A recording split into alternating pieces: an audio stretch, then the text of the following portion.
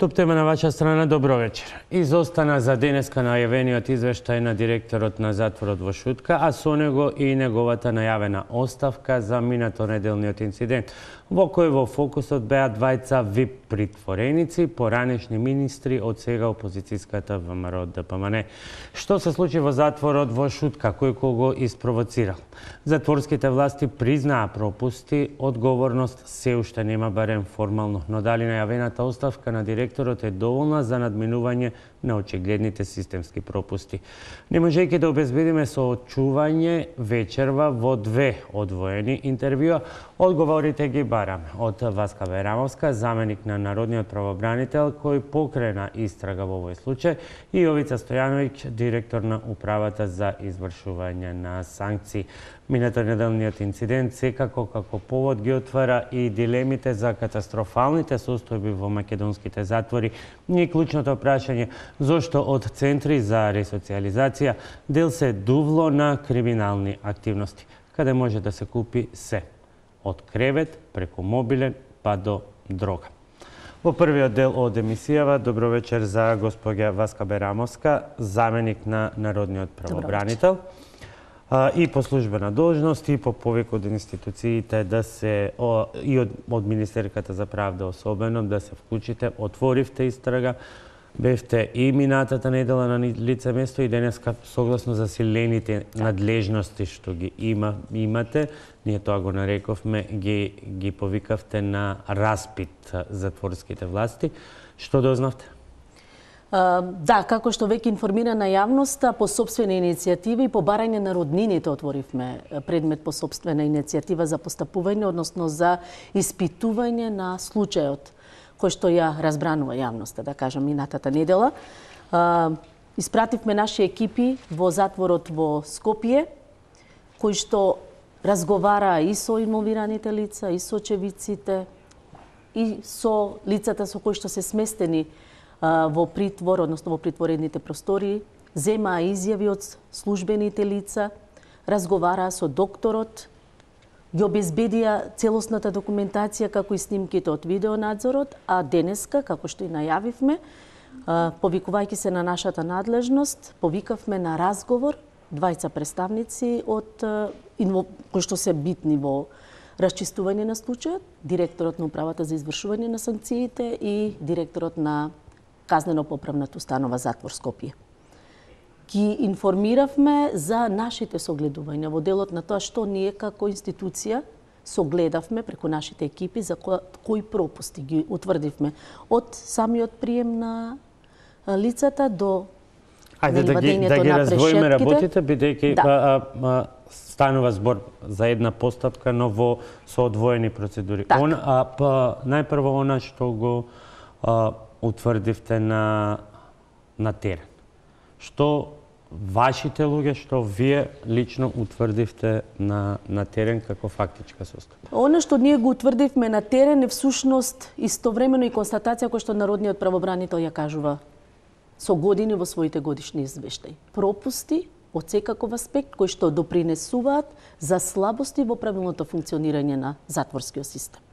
Утврдивме пропусти како во однос на начинот на кој што притворените лица се извадени на шеталиште, односно да го искористат правото на движење во свеж воздух, така и во однос на начинот како е извршен прегледот после тоа, упатување до соодветната друга надлежна институција за вршење на дополнителни исследувања, така и во однос на тоа што се нарекува проценка на безбедносниот ризик при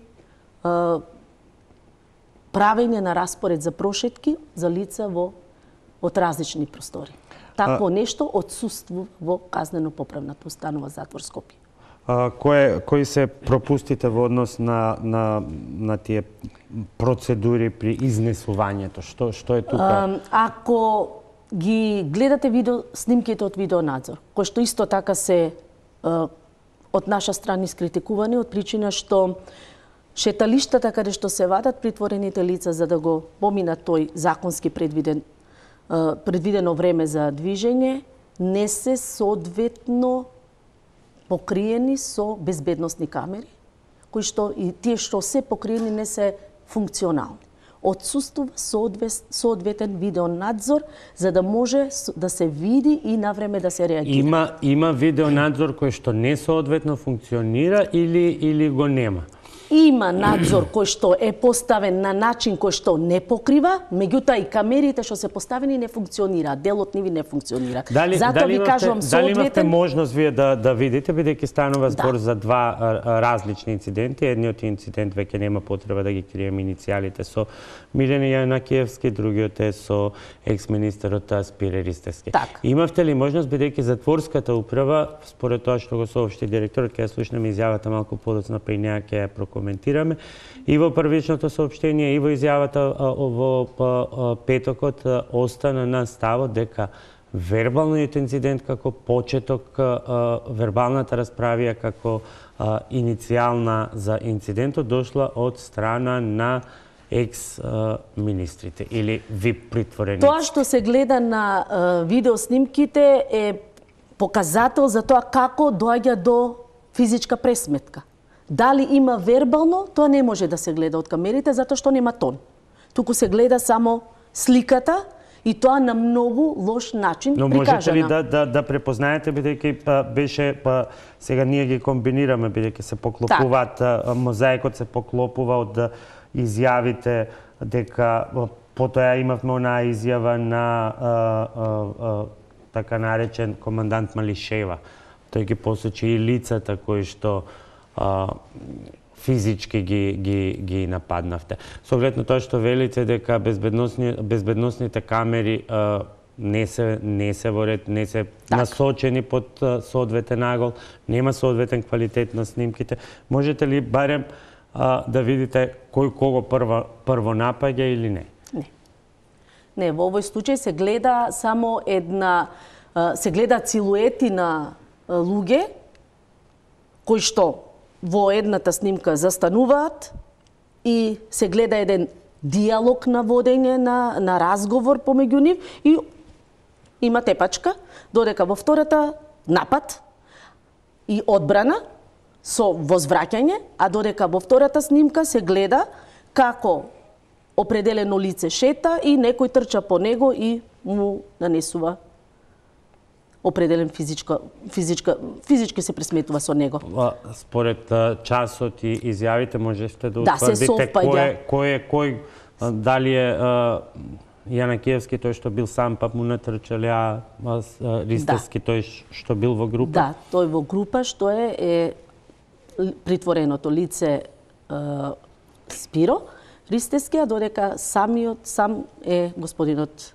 Но велите, безбедносните камери немаат квалитет кој што би продуцирал јасна слика. Тоа е многу лош, ви кажав дека снимките се со многу лош квалитет, оние што ние ги успеавме да ги прибавиме, за кои што располага нели и затворската управа, и тоа му го посочивме и на директорот на управата за извршување на санкции и на директорот на затворот Скопје, од причина што многу е битно за превенирање на вакви состојби генерално во затворскиот систем да се има добар видеонадзор, да се има добро и доволно стручни безбедносни служби кои што ќе знаат како треба да се справат во вакви ситуации, бидејќи не може и недозволиво е да се овозможи излегување од просторија за приемно за каде што се сместени, притворска просторија, без да се изврши претрес на лицата кои што излегуваат надвор, или тој претрес да се прави само рутински,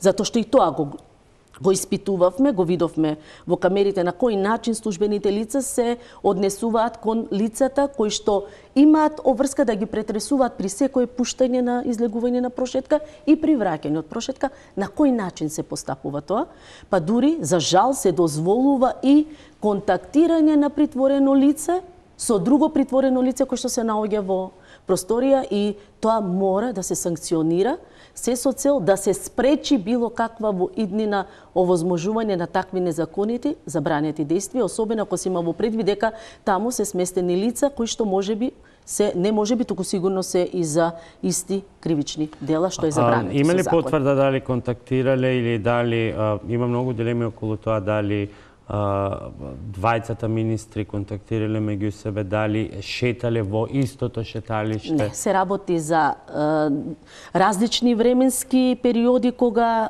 покажува барем безбедносните камери за тоа кога се извршени шеталиштата. Нема контакти во тој дел. Едното е во еден временски период, додека втората снимка е со друг временски период, но факт е дека има определени пропусти како и во однос на видеонадзорот, така и во однос на пуштање, ви реков, на лица на шеталиште без соодветен претрес, без дозволување на издегување на движење во воздух, односно шеталиште, дури кога нема обезбедена главна врата, па дури спроводот е без доволен број на службени лица. Се носат, се оставаат и се овозможува слободно движење на шеталиштето, кој што се надгледува само со еден на стражарската кула, да. Без никој присутен тоа е навистина, да. Она што е, има ли разлика меѓу изјавите на оштетените, во овој случај тоа се Јанакиевски и Спировски, и оние кои што ги нападнавте? Дојдете ли до изјавите на Крашничи и Кафеѓоли? Ги обезбедивме изјавите и на едната и на втората страна, се контрадикторни. Едните велат дека беа испровоцирани, а другите велат дека без никаков повод и причина се нападнати. И тоа е работа на затворската управа, на затворот Скопје, кој што има веќе формирана комисија, детално да го испита и да се обиде да го изнајде правиот одговор во услови кога не се обезбедени средства на кој начин тоа да го потврдат, бидејќи. Кој е одговорот на управата на затворот, на директорот? Денеска разговаравте со него? Да, беше повикан директорот, укажавме на нашите констатации, на слабостите кои што ги нотиравме, кои што се недозволиви за еден затворски систем, од причина што сето тоа што се случува во затворот Скопје во конкретниот случај, па дури и после физичката пресметка, начинот како се извршени прегледите од страна на затворскиот лекар, начинот како се евидентирани, како се упатени, така натаму укажува на една несериозно спомене, од причина што дури и самиот лекар како да не ги знае правилата како треба да постапува во еден ваков случај. Целата документација или целиот преглед се врши само рутински, без да се изврши квалитетен преглед во смисла на утврдување на евентуална повреда и упатување на понатамошен третман во друга здравствена установа. Добивме повратни одговори дека се согласува со нашите констатации, тие ги имаат нотирано истите, дека ќе бидат санкционирани и голем број на службени лица. Како што беше кажано, проблемот во тоа што и затворот Скопје добива несоодветен кадар, необучен кадар за постапување во вакви случаи, што е навистина разочарувачки доколку вакви работи се случуваат, а се случуваат. Уште пострашно е тоа што нашите укажувања со години во смисла дека и од перцепцијата и во разговорите од страна на осудени, на притворени лица се укажува на висока корупција во затворите, во кои што се инволвирани. Да, сепак укажува на фактот дека мора сериозно да се работи на подобрување на затворскиот систем, кој што во конкретниот случај е пропаднат од секаков аспект. Уште еден сегмент од она што значи ваша теренска контрола, рековте на почетокот, погрешно упатување на тамошно лекување, односно проследување веројатно до болницата 8 септември. Што значи тоа? Да, тоа значи дека во разговор со докторот, кога прашавме начинот на кој што, согласно правилникот, кога имате лице кој што го доаѓа во затвор на издржување на мерка притвор, во рок од 24 часа мора да му се изврши првичен преглед за неговата здравствена состојба. Имајќи во предвид дека лицата за кои што разговараме беа притворени, нели, однесени во затворот во доцните вечерни часови, кога нема здравствен лекар во установата, ставена е на листата за вршење на прегледи на редниот ден. И она што го нотиравме од листата, дека новопримените се ставени последни за преглед, додека пред нив има други лица за преглед. Но како и да е, не е изминат законскиот рок од 24 часа за да може да се изврши прегледот. Прегледот е направен, но истите се направени повеќе анамнестички, врз основа на кажувањата од страна на притворените лица кои што учествуваа во оваа физичка пресметка, направени се во присуство прегледите на други лица, што е забрането. Значи, точно има правило за тоа како се врши преглед од страна на здравствено лице, само во случај кога тој ќе побара да биде присутен ако не се чувствува нели сигурен да се бара, овде беа присутни и други лица во конкретните случаи. Нема други лица, не се води или од други службени лица, да. Нема посебен дневник. Нема посебен дневник за констатирани повреди, не се заверуваат повредите на лицата согласно правилата или протоколите што ги налага Истанбулскиот протокол, во смисла на тоа дека не се води посебен записник, нема посебна изјава од лицето за начинот како дошло до проверка, нема стручно мислење или оценка од страна на лекарот за соодветноста на повредата, имајќи ги во предвид изјавата на определеното лице и во разговор со докторката како ги утврди повредите кај едниот, односно кај вториот, имајќи во предвид дека нели даде мислење за нивен тамошен проследување на лекување понатаму, истата се оправда со тоа дека го кажа врз основа на неговите кажувања, односно дека не направила преглед за да види има ли навистина некои видливи траги од удар, има ли повреди, има ли не. Тоа е само врз основа на надворешниот изглед и кажувањата на притворените лица. Има ли разлика меѓу тоа што постои како медицинска евиденција или како исказ на лекарката во затворот и она што е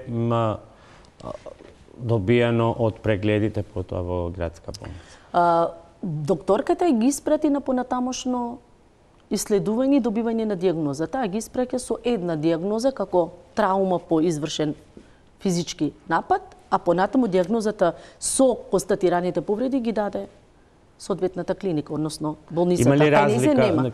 Кај нејзе нема утврдено никаква повреда, освен упатување на проследување. Таа оцени за потребно дека треба да ги упати на понатамошно проследување. Што значи тоа дека јавноста нема никогаш да дознае дали на едниот му бил скршен носот, а другиот имал скршени ребра или на никој ништо не му било?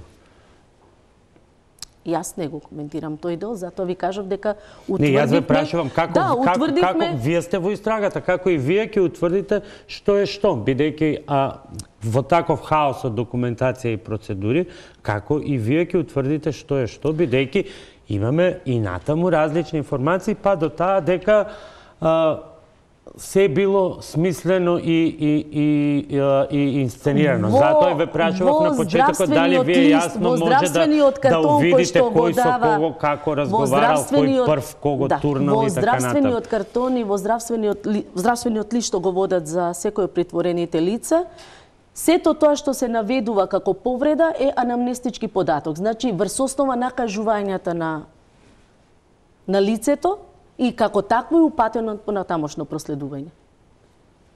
Јас предлагам тука да ја прогледнеме изјавата што во петокот попладнето ја даде директорот на затворот во Скопје Ѓоко Котевски и неговите ветувања што и како ќе се истражува и испитува, па да видиме потоа што од тоа е досега направено и според исказите негови пред народниот правобранител. Од досегашната истрага за случувањата, утврдени се пропусти во постапувањето и непочитување на стандардните безбедносни протоколи од службата за обезбедување во затворот Скопје. Затоа презам одговорност. Исто така, сакам да ги потврдам позициите и да повторам дека согласно очевидците и писмените изјави на лицата од вчерашниот настан, вербалните инциденти ги започнаа лицата МЈ и СР, после што биле физички нападнати. Се разбира, за сите физички насилства нема оправдување. Тие треба да секој да ги осуди, секој од нас. И затоа треба да се преземе одговорност. Најавувам дека во понеделник ќе биде завршена комплетната истрага внатрешна и извештајот ќе биде доставен до Министерството за правда, Управата за извршување санкции и до кабинетот на премиерот на Република Северна Македонија. Повикани се лицата кои вчера биле на работа, се собираат изјави, натрешната постапка за истрага согласно стандардните оперативни протоколи за безбедност во овие ситуации и постапките во случај на насилство помеѓу осудени и притворени лица ќе ги видиме дали биле испочитувани, како биле испочитувани. Преземени се нови протоколи денеска, повикане поголем број на затворски чувари на работа, имаме издвојување во други шеталишта, намалена ќе биде можноста да се сретнат и видат како тие лица, но и други лица поврзани во одредени кривични дела. Ние во моментов испитуваме постапките и протоколите на вработените во секторот обезбедување во затвор Скопје. Не испитуваме во делот на како се десило и што се десило. Испитуваме во делот на постапките, процедурите, протоколите во случај на ова. Дали некој не постапил после првиот случај, што се случува помеѓу првиот и вториот, службените белешки и така натаму. Ве молам, бидете трпеливи, оставете и ние и другите институции кои што се надлежни за контрола на работењето на затворскиот систем да ќе завршат својата работа до понеделник. Мислам дека понеделник повторно ќе се видиме и ќе биде презентиран целиот извештај. Ете, тоа беше директорот на затворот Ѓоко Котевски. Ветувањето дека со медиумите ќе се види денеска не се оствари. Кога вам ви е најавен извештајот? Извештајот на... Ние продолжуваме со испитување и водење на истрага во врска со случајот. Како што ви кажав, ако забележавте во текот на разговорот, нашите екипи ги обезбедија потребните документи и изјави, но не успеа од службените лица кои што во тоа време беа ангажирани, односно беа на смена. Следниот чекор, кој што народниот правобранител ќе го прави деновиве, да ги повика на разговор сите службени лица кои што беа тој ден на работа, за да може да разговара, за да ја целосно да ја докомплетира состојбата. Очекуваме, како што најавивме во јавноста, штом ќе имаме целосен увид на состојбата, ќе излеземе јавно со презентирање на нашите ставови по однос на оваа состојба. Извештајот на затворот кога ви е извештајот, најавен? Да, и управата за извршување на санкциите и од страна на директорот беше најавен дека ќе го добиеме во законски предвидениот рок од 8 дена. Сега се вели, ние испитуваме постапка на вработените, почитување или непочитување на протоколите, а не што и како се случи. Како се да се одвои едно од друго? Тоа директорот веројатно кој ќе го повикате ќе ви каже како да ги издвоите. Ние го испитуваме целосното постапување во конкретниот случај, значи што е тоа што доведе до една таква состојба, зошто не е превенирано, дали можеше да се превенира, каде е пропустот, сите можни аспекти на испитување во конкретниот случај се под мониторинг на институцијата Народен правобранител согласно надлежностите што ги има. Има формирано своја собствена комисија и управата за извршување на санкциите токму во делот на постапувањето на службените лица, а комисијата што има формирано директорот, од која што исто така очекуваме извештај, ќе ја утврди постапката за тоа дали по случувањето на првиот настан е постапено согласно протоколите, значи се информирани за да може да се превенира евентуално вториот настан, или тоа е направен пропуст, ако е направен пропуст, зошто е направен пропуст и така натаму. Тоа е работа на затворот, меѓутоа ние ќе го мониторираме и откако ќе го добиеме нивниот извештај ќе можеме да знаеме каде што е превземено за да можеме да компарираме дали се превземено. Кои се вашите натамошни законски можности во однос на целосно расветлување на случајот, па дури и на повикување на одговорност на одредени лица, бидејќи сега да занемариме тоа за кого ова се однесуваше, значи ако генерално се земе, таму постојано се случуваат инциденти и говориме генерално за една ситуација на лош третман кон притворениците и затворениците во... Значи тоа што се случи само го извади на површина проблемот кој што постои во затворите, без разлика што во конкретниот случај се работи за определени јавни личности и не е проблемот или не е иницијативата и превземањето на мерки затоа што се работи за нив, туку воопшто поради тоа што е направен пропуст во определени постапки или протоколи. Така треба да се постапи за било кое притворено лице кое што е во казнено-поправните установи во нашата држава и треба да се почитуваат оние протоколи и закони и само на таков начин ќе може да се утврдат евентуалните пропусти кои што ги има, можеби недоволно законските решенија онакви какви што се.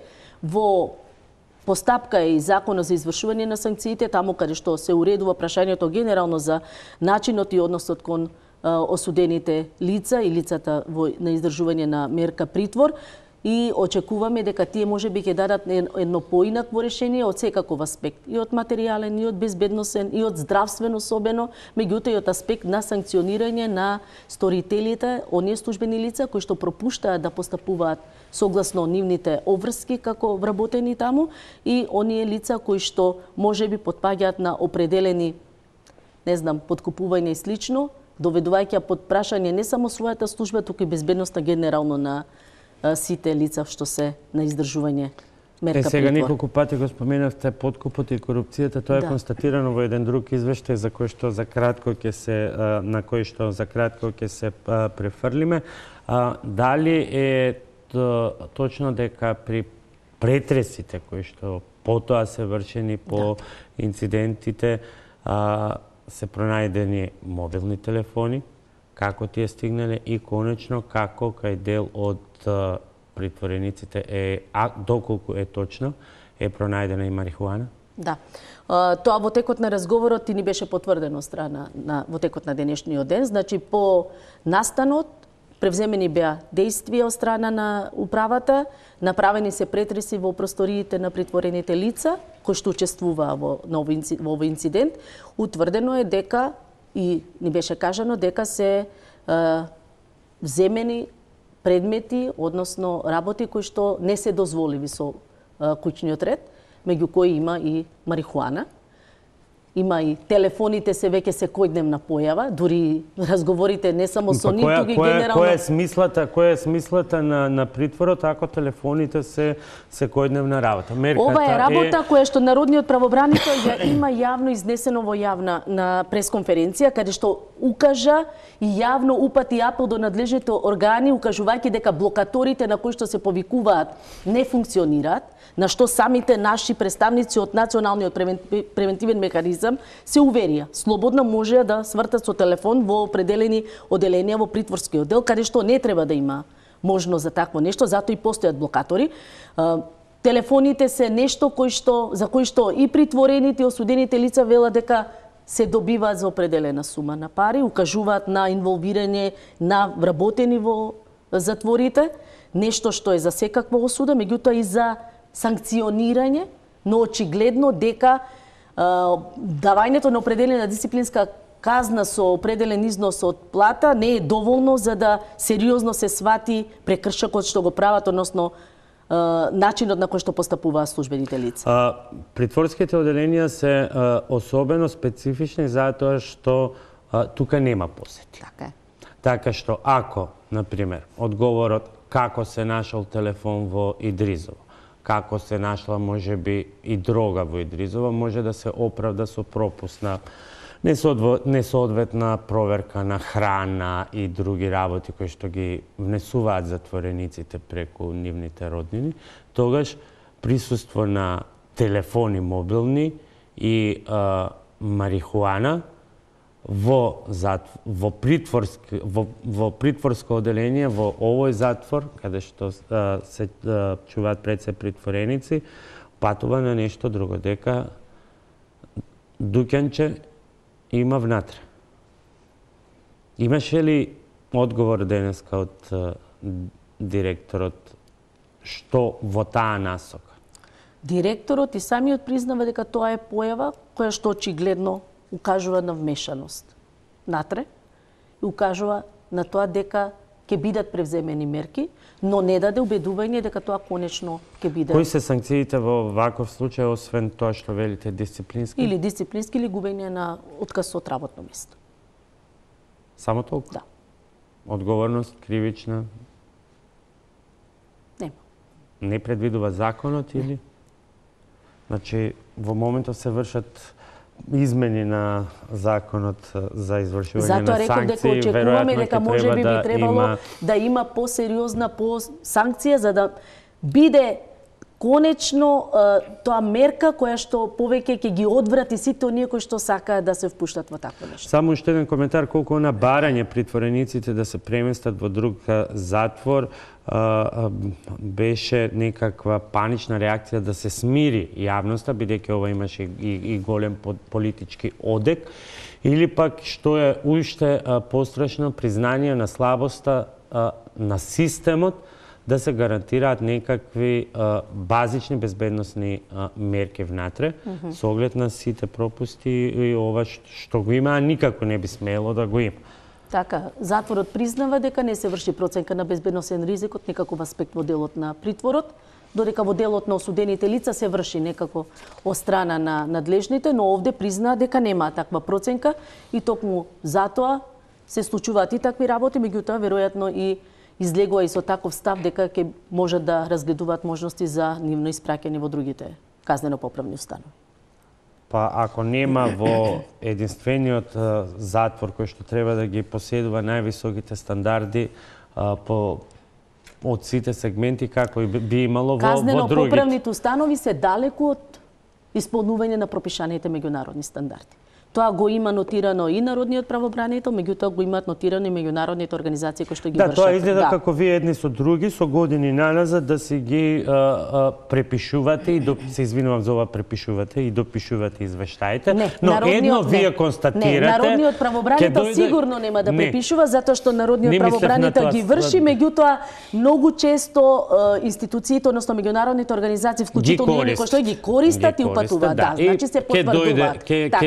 Ќе дојде комисија за тортура на Совет на Европа, ќе го земат вашиот извештај, ќе влезат во 1-2 затвори, ќе ги потврдат истите работи, ќе дополнат, ќе дадат нови препораки и тоа се повторува од година во година се понатаму и последниот извештај беше лани, тоа е ова посебен извештај за казнено-поправниот дом Идризово, кој што е специфичен по тоа што е најголем, тука имаме за најтешки кривични дела и така натаму, но она што одекна тогаш како вест беше крајно субстандардни, нечовечки услови и место каде што може да тоа се зборови од пресконференцијата на народниот правобранител, да нема дилеми дека јас импутирам, каде што може да се купи се.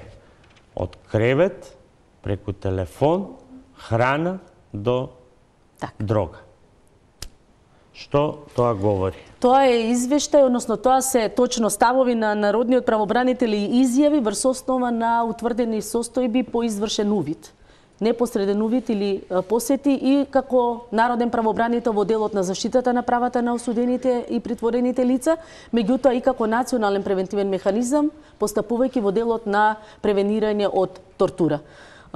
Тогаш во текот направен е разговор, како што самите можете да го видите извештајот, со стотина осудени лица, кои што потврдија, значи ниту еден од нив не негираше, кажа дека да, во затворите многу лесно може да се дојде до се, само ако се има пари. Кажуваат дури цени, кажуваат дури шифри на кој начин комуницираат за да определено се дојде до определено нешто што им е потребно. Се продаваат легла, се продаваат дури и погодности, нешто што не би требало никако да се дозволи. Се продаваат и телефони, во зависност од тоа дали се работи за класичен телефон, па со поинаква цена до смарт телефони, се продава дури и дрога. И токму затоа народниот правобранител излезе со дури една големо прашање, алармирајќи јавноста што се случува во затворите. Дали тоа место каде што треба да се изврши ресоциализација на оние кои што дошле во судир со законот и извршиле определено кривично дело, или представува пункт или место каде што се врши регрутирање на нови криминалци. Каде го гледате проблемот? Проблемот го гледате во системот, во вработените, и во системот, и во менаџирањето. Ако е вака, како што вие говорите, тоа упатува на заклучок или на прашањето дали со затворите раководат затворските власти и управи или криминалното подземје или пак дел од затворските структури се во спрега со криминалното подземје. Трета дилема нема. Не случајно ние во нашите годишни извештаи и во нашите посебни извештаи кои што ги се јавни, укажуваме и на лошото менаџирање на казнено-поправните установи генерално, укажувајќи на тоа дека наместо стручни кадри, многу повеќе се става акцентот на партизирани кадри, нешто што и денеска беше впрочем потврдено во текот на разговорот, во делот на вработувањата на лица во казнено-поправните установи, каде што беше потенцирано дека за жал добиваат несоодветни кадри. Добиваат несоодветни кадри, каде што управата вели немаме можност ние да действуваме во делот на оценување на стручноста. Такво нешто не сме да има во казнено-поправните установи таму, каде што имате криминал од секаков, односно лица кои што имаат сторено кривични дела од секаков вид, кои што се забранет. Значи, таму треба да има лица кои што ќе сватат сериозно својата професија, кои што ќе значат што значи почитување на човекови права, меѓутоа кои што ќе значат и посветено вршење на својата функција без повреда на законот. Оно што е специфично во однос само на многу зборувано е многу, а немам уште многу време околу делот на условите, меѓутоа во однос на таа дилема што ја поставив да зошто немаме ресоциализација, туку дополнителна криминализација. Вашите наводи велат дека констатираат огромен недостаток на вработени во она што значи сектор за ресоциализација. Оделение за третман 48, вработени 27. Стручен надзор 14, вработени 6, па дури што е специфично и кај затворската полиција. Од 187 само 198. Затворот кога вие сте биле немал ниту еден главен командир на затворската полиција. Заповедник на затворската полиција само еден. И да не ги бројам сите да, тука се прикажани генерално состојбите како ги затекнавме на денот на увидот, во моментот кога извршен посебниот извештај во конкретниот случај. Меѓутоа, ресоциализацијата значи и многу повеќе. Значи, третман со лицата, во зависност од групата на која и припаѓа, представува едукација, предпоставува индивидуален третман, колективен третман, ангажирање на овие лица, исполнување на нивното слободно време. Нешто што во казнено-поправните установи го нема.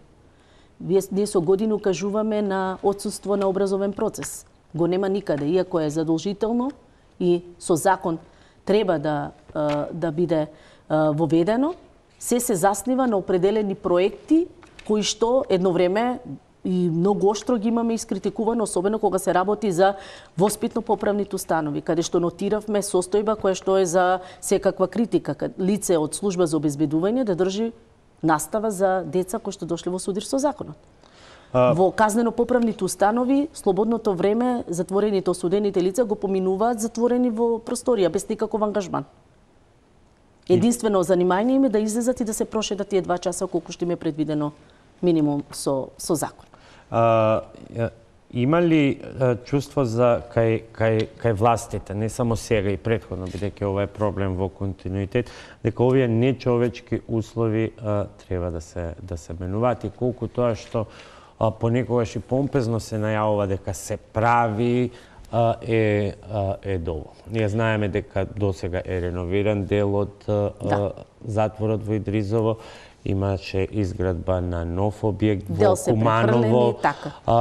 Меѓутоа состојбата и во другите градови е катастрофална. Лошите услови понатаму остануваат како една од забелешките во делот на перцепцијата и мониторингот што го врши народниот правобранител, меѓутоа искрено, сега многу повеќе сме ориентирани кон тоа што значи создавање на генерални услови меѓу кои спаѓа безбедноста на овие лица, затоа што состојбите кои што се случуваат, особено во последните неколку години од нашите разговори што ги водиме и со судените и со притворените лица, укажува на превземање сериозни мерки за што поголема безбедност генерално на лицата што се на издржување казна затвор или мерка притвор во казна. А како против сето она што постојано го нагласувате? Ние го нагласуваме корупција во затворите.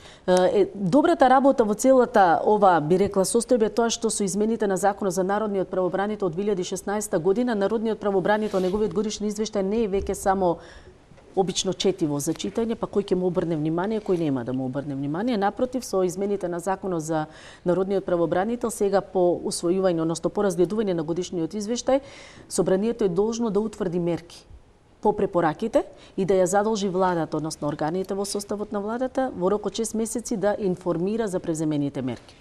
Нашиот годишен извештај, кој што сега го споменуваме по однос на препораките, Тоа беа тие препораки што прво не ви ги изгласа, заборавија дека има нова пракса таква, па сега... Така, па ги изгласа. Така, па ги заборавија. Па ги заборавија. Излеговме, значи ние јавно го судуваме, дури излеговме и со критика кон пратениците. Кажавме дека такво нешто е несериозен, во најмала рака несериозна став кон една институција која што има сериозна задача во делот на заштитата на човековите слободи и права.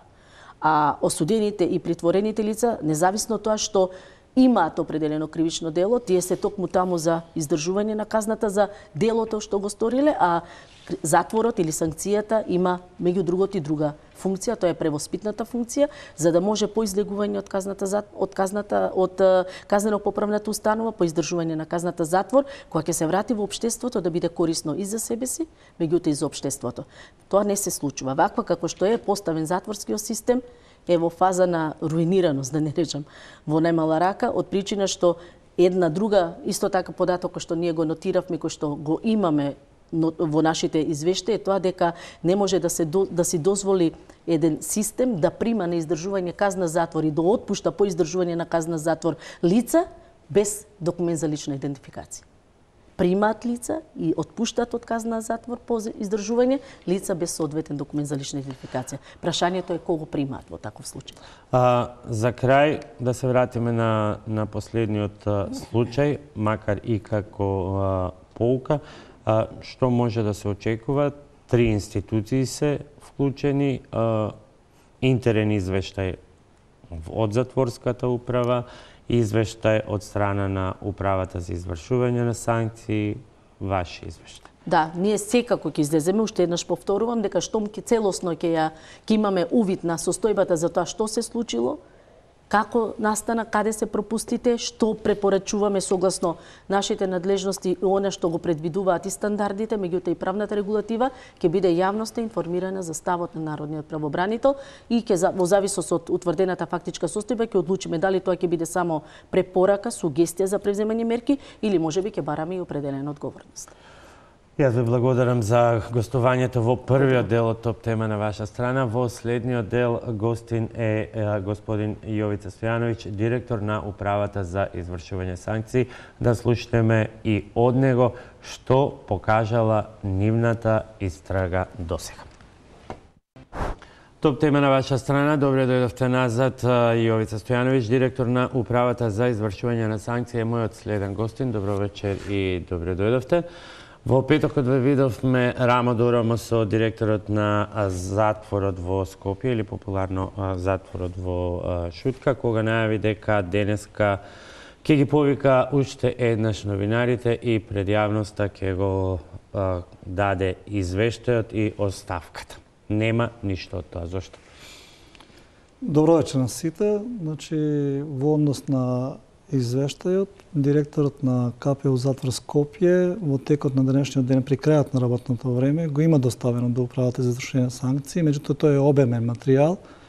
Имајќи го предвид дека денеска јас од твининг проектот имам состанок дури до 17 часот и 20 минути, а останатите вработени се заминати. Ќе остане утре да го разгледаме детално неговиот извештај, затоа што со гледувањето на управата за извршување санкции во текот на овие 3 дена, значи денот кога беше настанот, следниот ден и саботата, се доволни да имаме собствен независен извештај кој што ќе видиме во која насока ќе однесе. Генерално знаеме каде се движиме. Каде се движите? Во утврдување на одговорност во вертикалата на командната структура во КПУ затвор Скопје и ред други пропусти кои што претпоставувам дека ќе ги нотира и комисијата која што е формирана од страна на директорот на затвор Скопје, како што сум информиран телефонски, дека независна комисија нивна работи во утврдување на пропустите во тековниот ден. Тоа се пропусти во тековниот ден или тоа се нормално функционирање на системот кој што овој случај во кој што беа вклучени јавно експонирани јавни личности, поранешни министри, само ги исфрли на површина? Морам да потенцирам дека во нашите установи, без разлика за кој тип станува збор, дали тоа станува збор за притворски оделенија или за затворски оделенија, не познава јавни или нејавни личности, туку познава притворени или осудени лица. Согласно тоа се владееме со програмата која што стои пред нас во третманот на тие лица, односно обезбедувањето на мерката притвор. Впрочем, во 7 КПУ затвори има притворски оделенија, меѓутоа поради неадекватни услови во 2 затвори се затворени тие оделенија, така да во моментот имаме во 5 затворски установи притворски оделенија. И тие притворски оделенија во еден од најголемите, според првичните изјави и на директорот, укажуваат на силни безбедносни процедури. Точно ли е дека при претресите кои што се извршени по инцидентот, а што претходно беше потврдено од страна на представникот на Народниот правобранител, дека кај притворениците се пронајдени мобилни телефони, дури и марихуана? Вака, значи, во континуитет во притворскиот дел на КПУ затвор Скопје се вршат непланирани претреси и претреси по сознание, каде се одземаат недозволени работи. Најчесто се тоа мобилни телефони, кои што предпоставката е, односно може би детектирано дека работи по лична достава на одредени структури во самите установи. Не бегаме од тоа дека тоа е пракса. Меѓутоа правиме максимални напори тоа да го Како може да биде пракса во притворско оделение ако една од основните цели на притворот е да се спречи комуникацијата со јавноста? Тоа го правиме Таму доаѓаат луѓе кои што не треба да влијаат на сведоци и затоа се таму. И нормално е да си има чекмеџе во затворот или дуќанче кое што продава мобилни телефони. Еве, во случајов имаме и пронајдено марихуана. Како е тоа возможно во притворско оделение? Тука, во притворски затвор, не може да влезе од никаде, од друго место, освен од некој од вработените. Не влегува таму само вработените. Значи, прва работа. Втора работа, во најсовремените затвори во светот имате протор на недозволени средства. Така да, она состојба која што затекнавме во 2017 година, кога дојдовме на позиција, ова е која што сме, именно јас работам 26 години во затворите, 9 години работам во КПУ затвор Скопје, така да секој чоше таму го знаем. 1001 начин има како да се пројде со некоја недозволена работа. Како? Еве, од тие 1001, покажете ни 3, например. Првото е некој од вработените, вториот сомнеш кој што веројатно го патувате водотурна храна, значи при носење на пакети, купување на кантина, при внесување на храната во магазинот, потоа во недозволено време излегување надвор од установата, односно надвор од ѕидот на самиот притвор и повторно влегување не е евидентирано имајќи преди дека нема доволно надзорни камери кои што тоа го снимаат континуирано и немањето на доволно персонал во одреден период. Ама тоа кажува дека на вас дури и притворските затвори, а не и другите, ви се сите без решето. Ако е така, дека кој сака може да влезе, да скокне преку зид, да се врати преку доторна храна, преку ова. Ние предмалку слушнавме од правобранителката дека ниту безбедносните камери не функционираат така како што треба, затоа што за конкретниот инцидент дури не може да се распознаат ни силуетите на лицата кои што се во меѓусебен конфликт. Прво, не може било кој да скокне преку зид, не може било кој да влезе во затворот, станува збор за строго дефинирани правила кој се движи во затворот. Значи, од тие што се движат во затворот при посети, затоа што сите тие имаат право на посета. Имаат право на доторна храна, имаат право на доторна... Зборуваме сега за притвор. Во притвор посетите се многу ограничени. Јас сега зборувам како можело да се најде во прво тој дел. Во притворски затвор во Шутка како можело да бидат внесени телефони и марихуана, освен ако не се од некој од вработените. Немојте само да ми кажете дека може би е некој од адвокатите. Бидејќи тие не е исклучена таа можност, меѓутоа не, бидејќи рековте дека го знаете секое ќоше од па да, затоа и кажувам дека има можност за месување.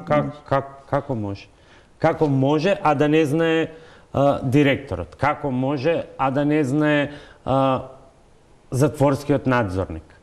Како може, а да не знае заменик директорот?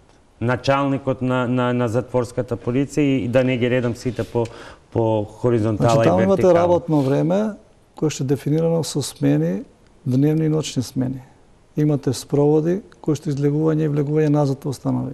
Имате, значи, работно време на администрација, имате доторна пошта, доторна храна, делење на храна, делење на лекови, прегледи, амбуланти, надворешни прегледи, спроводи на судови. Значи, не е тоа само затворен човекот во една соба и нема со никаква комуникација. Значи, во тие моменти, веројатно во знак на невнимание или пак интенција на некој вработено лице, слободно можем да кажем дека кој што има таква и намери, може да проведе нешто неприметено. А директорот на установата, нема да бидем нескромен ако кажем, ако знае 40% од тоа што се случува во една установа, тој многу успешен директор. Затоа што директорот не е нон-стоп таму. Тоа за затвор би било скандалозно. Далеко од скандалозно, напротив, напредно е. Во било кој дел во светот. Не, тоа значи дека нема систем. Јас може да ви потребам дека вие се во моментот не знаете што во вашето бифе се случува. Дали тоа така? Не, споредбата не е сосема, не соодветствува споредбата што се случува ако ви покажам на колкаво пространство, ако ви покажам на колкаво пространство се простира капе до Мидризово, дали ќе ми поверувате во тоа што ви кажувам? Можам скица да ви покажам. Колку се тоа простори. Еве ја и скицата. Ја има погрешна скица имате. Добро, вие имате поголема, меѓутоа не ми одговоривте на прашањето. Значи, како е можно во притворско оделение, чија што основна работа е да ја ограничи комуникацијата, да има мобилни телефони. Дали вие сега во оваа истрага што ја спроведувате и вие, и што ја спроведува директорот и таа независна комисија која што сега ја најавивте, дали ќе се открие кој ги внел тие телефони, кој им ги дал, кој ја внел таа дрога? Значи, овдека станува збор за инцидент кој што стана во текот на шетањето. Ние, согласно законот, немаме право да разговараме со притворените лица, како управа за извршување на санкции. Ние се ориентираме на процесот на функционирање на службата.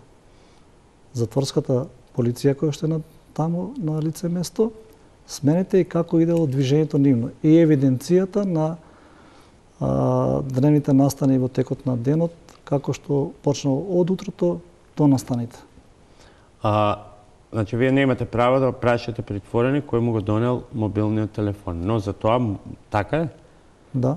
Но за тоа можете да го известите судијата кој што му го утврдил му е утврдил мерката притвор, па тој може да го праша, бидејќи на тој начин ја крши забраната. Затворските власти, значи затворот, било кој во Република Македонија каде што има притворско деление, непречено, значи и веднаш ги информира судиите кои што ги изрекле притворот. И сите недозволени работи кои што се наоѓаат кај нив, се процесираат до кај нив. Значи, дали тоа станува збор за телефон или за друго нешто, судот е веднаш информиран. Така и во овој случај. За целиот настан, за сето што се случувало, судот е веднаш информиран. Затоа што, впрочем, за било кое излегување од судот, од притворот, надвор од установата, неопходна е дозвола од судијата кој што ги изрекол притворот.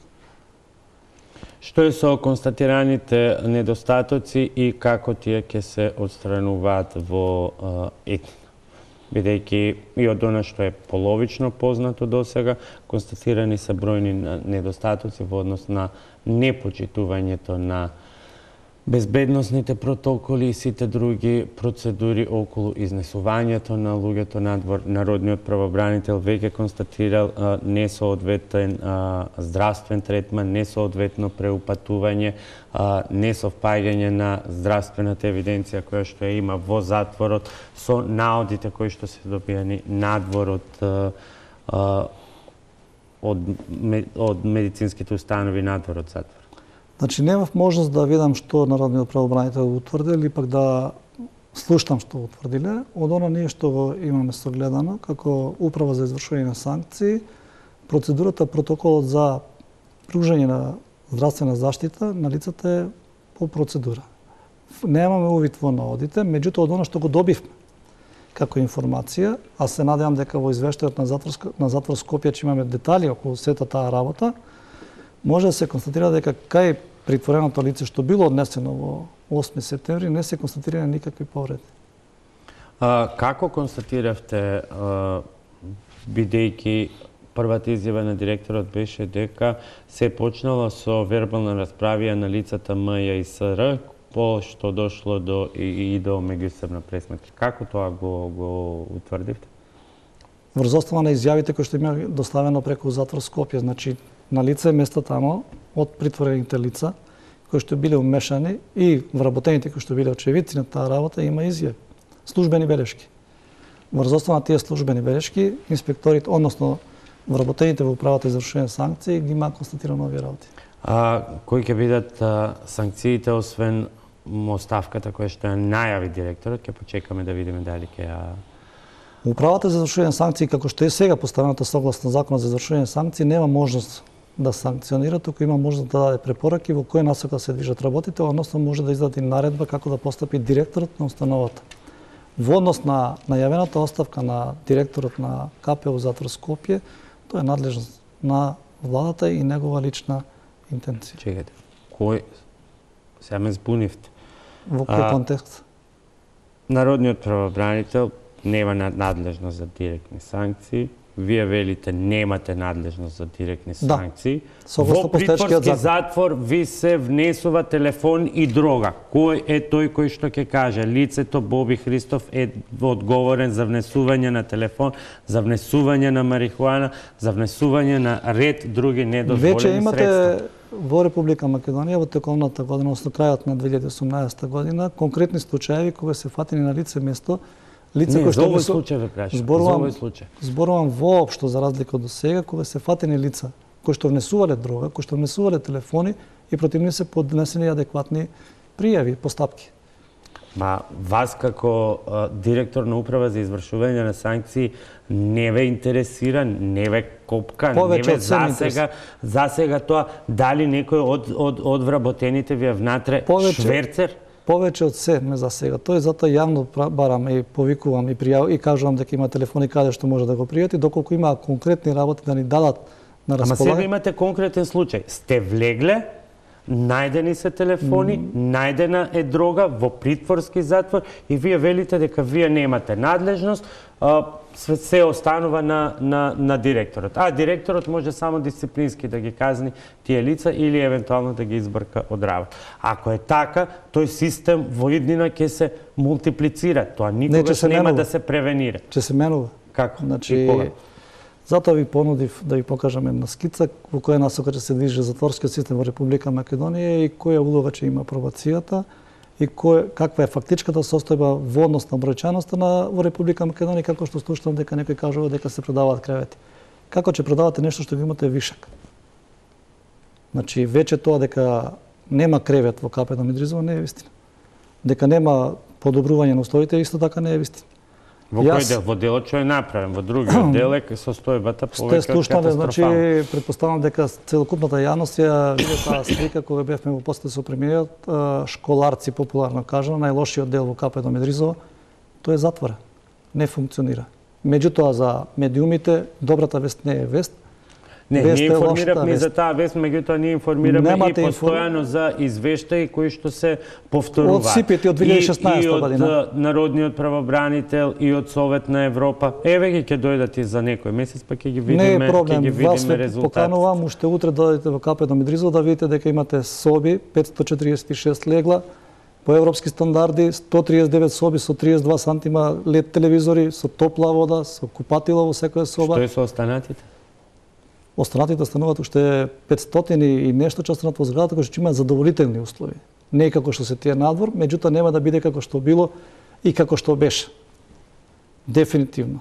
Промените се дојдени и жал ми е што од вечера разговараме за инциденти, а не разговараме за секупното подобрување во Република Македонија во сите казнено поправни установи што ги има. Добре, ве кажете ми, например, последна ситуација 2017 година, во Идризово, во Идризово, вкупна состојба на предвидени лица, број на извршители во оделение за третман 48, вработени 27. Дури кај затворската полиција, главен командир на затворска полиција, предвиден број на извршители 4, констатиран За кој затвор зборувате? 0 за Идризово. Не може тоа така да биде затоа што во Идризово имате бројна состојба од капацитет вкрупен 1094 легла, на лице место имате 1057, со тоа што имате нови 546 кревети и имате отворено оделение во Велес со 40 лица, имате женски затвор со 50 лица. Не, зборувам за недостатокот на јас зборувам персонал. бројчено да го гледате, затоа кога ќе слушате овие бројки ќе го разберете дека е бројот. Значи, кога ќе поделите колку имате воспитувачи во ресоциализација, ќе видите дека еден воспитувач иде околу 40 лица, што е сосем задоволителен број да може да се води сметка и грижа за сите осудени лица. А зошто се А затворската полиција дефинитивно согласно законските прописи кои што се во однос на поднесување на годишни планови и одобренија, значи постојната состојба е дека имаме 210 вработувања во целокупниот затворски систем и пробацијскиот систем во Република Македонија, кој што е ставен во функција 9 канцеларии во Република Македонија се и веќе имаме 10 пресуди за овој период. Значи само ќе ја покажам вкупната бројка дека се тоа 210 лица вработување во затворскиот систем во Република Македонија во последниот период. Макотрпна е процедурата за вработување, цела година се мачевме со сите тие законски опредби кои што се наметнати од претходната власт, меѓутоа успеавме да го подобриме бројчениот и се надевам дека во наредните месеци, пошто почнавме со обука на затворската полиција со сопствени сили, односно со обучени обучувачи кои што се благодарени на Совет на Европа, обучени значи со сили од самите установи да ги обучуваме новите вработени во КП дом Идризово, односно во тренинг центарот на управата за извршени санкции кој што се наоѓа во казнено-поправниот дом Идризово. Тоа значи крај за тортурата низ затворите или обид да се намали? Како? Крај на тортурата Тортурата е строго забранета, или обид да се намали? Прв поборник сум на забрана на употреба на физичка сила кон секој лице, затоа што со сила ништо не може да се направи. Подобар е разговорот, превенцијата, антиципацијата на проблемите, она што е занемарено во конкретниот случај, е подобра работа. Констатирани се сите оние работи, слободно можам да кажам, после 26 години работа во затворите, нотирани се во која насока треба да се движиме со забрзано темпо и пак че повикам јавноста нека дојде во сите затвори, значи не е само КП дом Идризово, не е само затвор Скопје кој што вложува труд, меѓутоа мора да бидеме свесни дека навистина немаме доволно финансиски средства за сето тоа да излеземе во пресвет. Тоа не е оправдување со оглед на тоа што тоа е ваша интерна битка со оглед на тоа што годинава го имаме најголемиот буџет досега, така што тоа е прашање за приоритети внатре во владата. Сосем на крај, околу пробацијата, кога тоа ќе почне да функционира, бидејќи еден тендер пропадна, она што беше како донација старите алки со картички се веќе надминат систем, една постара генерација, ни треба веќе понова генерација со GPS следење. Прво, за да разговараме за било што, можам само накратко да ви кажам дека во овој период во системот на во затворскиот систем во Република Македонија од страна на европски пари се вложени или резервирани 6,5 милиона евра грант, како што е комплетна реконструкција на Битолскиот затвор, градење на судница во КП Мидризово како грант. Значи, и пробацијата не е само алките. Пробацијата, алката е за домашен затвор кој што исклучително ретко се користи. Пробацијата има сет на мерки. И таа функционира. Ако ме следевте, јас кажав дека таа функционира. За разлика кога дојде од 2017 година, а опремата е набавена од 2015 година, закон стапил на сила 2016 година. Цели 2,5 години, значи не е ставена во функција. Гарантниот период поминал, не е одржувана тоа опрема, тест е направен дека е се уште исправна, владата ни одобри средства и минатата година и оваа година. Меѓутоа, согласно закон за јавни набавки, се уште не сме нашли начин како тоа да го овозможиме одржувањето. Меѓутоа, другите 4 мерки во Република Македонија 80% од изречените казни се пробацијски алтернативни казни. Меѓутоа е опомена, или е парична казна, или е условна осуда без надзор. Она што ние таргет ние, во тие 9 канцеларии, во твининго што го работиме со Германија и со Холандија интензивно, значи денески имав состанок со нив, е дека условниот надзор со условната осуда со надзор, условниот отпуск со надзор, општокорисната работа се таргет за пробацијата, за дупли бенефит, можеби е малку поголем бенефит и за Република Македонија, и за судовите, и за затворскиот систем во Република Македонија. Сосема за крај, кога може да ги очекуваме првите ваши препораки, бидејќи рековте надлежност за санкции немате во однос на последниот инцидент? Многу брзо. Тоа може би да се случи во текот на утрешниот ден или во текот на следниот ден, после утре. Значи, го имам извештајот од затворот, обемена, го имаме првичниот извештај од записникот од управата за извршени санкции. Меѓутоа, можете да разберете дека сме презафатени денеска до 17:30 имам состаноци. При тоа и за законот за извршување санкции таму се предвидени многу новини кои што ќе помогнат во надминување на ова што го кажате, коруптивно однесење на одреден број на вработени, не се сите такви. Ги охрабрувам сите да пријават, а со новите мерки во новиот закон за извршување санкции... Никој не алудираше дека се сите такви, но е премногу алармантно, преалармантно е кога особено тоа се случува во притворските затвори, каде што и движењето е под, и вие знаете подобро од мене, под многу построг режим за разлика од другите затвори, каде што има поголем блеси и излез. Навистија камерата да го сними, дека се работи на тоа интензивно, на документите, парите се обезбедени за изградба на тој комплекс. Значи, треба реализацијата да почне од 2020 година со градбите.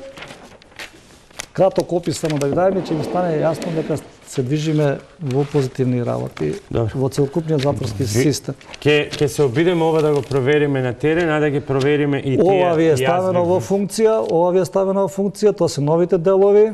Значи, ова ќе биде судница да ќе почне да се гради, ова ви е функција реконструиран нов дел, ова ви е тренинг центар на управата за извршеници, ова е новиот притворски дел. Ние сме при крај. Снимете го тоа се гради. Јас ќе останам на вашата отвореност и навистина ќе испратиме екипа прво да ги снимиме работите на терен, а потоа да се вратиме и на нова дебата конкретно за она каква е реалната ситуација и што ќе се презема за да се смени. Со задоволство ќе ви бидам домаќин. За вечерашното гостување ви благодарам. Благодарам и вас. Почитувани, тоа беше се за вечерашната топ тема на ваша страна. Останете и натаму со Телма. Вестите се во 21:30.